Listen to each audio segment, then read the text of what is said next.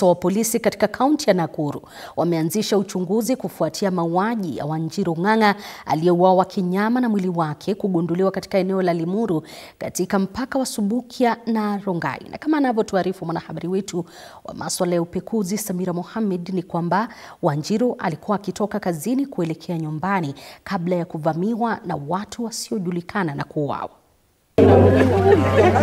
Biwi la simanzi lilitanda katika eneo la Limuru katika kaunti ya Nakuru kufuatia mauaji ya kinyama ya Wanjiru Ng'ang'a aliyeuawa na mwili wake kugunduliwa katika msitu katika eneo hilo.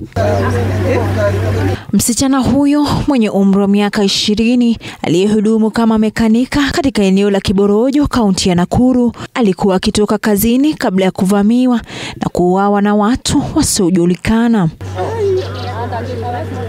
Mauaji ya msichana huyo imeibua hasira miongoni mwa wakazi wa eneo hilo, huku wakizitaka idara za usalama kufanya uchunguzi wa kina kwa haraka na kuwakamata waliotekeleza mauaji ya Wanjiru.